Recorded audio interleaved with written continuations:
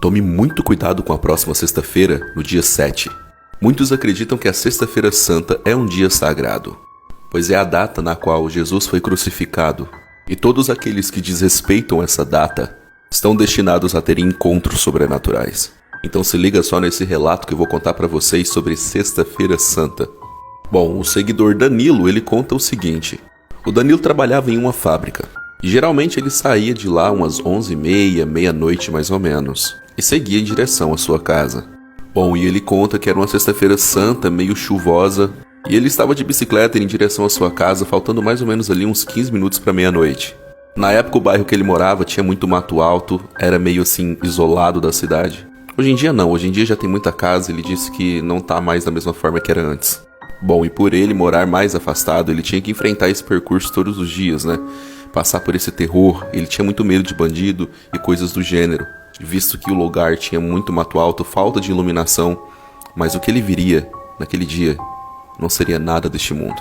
Tinha uma leve subida antes de chegar até sua casa, e no meio dessa subida tinha vários lotes baldios, muito mato alto, muitas árvores, e ele começou a ouvir um roncado, como se fosse um porco selvagem, alguma coisa do tipo, coisa que não tinha ali na região onde ele morava. E ele ficou extremamente assustado, pensando, de onde está vindo esse som? Foi quando o Danilo viu uma criatura muito semelhante a um cão enorme de pelos negros se arrastando. Aquela coisa bizarra saiu se arrastando no meio do mato. E o que mais assustou o Danilo é que aquela coisa ficou em pé, como se fosse um ser humano, e ficou encarando ele. O Danilo conta que aquele bicho pulou em cima dele e começou a querer mordê-lo, atacá-lo. Ele conta que a bicicleta até caiu em cima dele.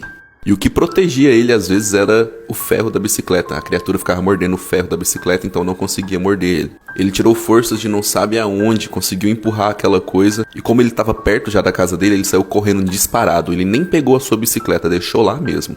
Chegando em casa, ele falou para os pais dele, o que estava acontecendo. Porque na época ele ainda morava com os pais.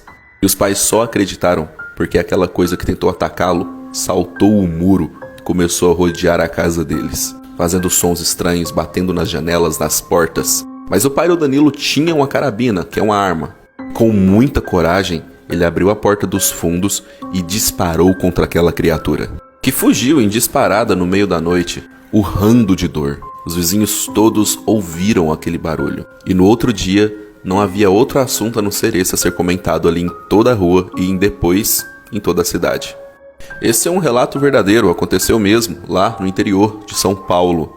E o Danilo conta que as pessoas mais velhas diziam pra ele que ele viu uma criatura, um lobisomem, na Sexta-feira Santa.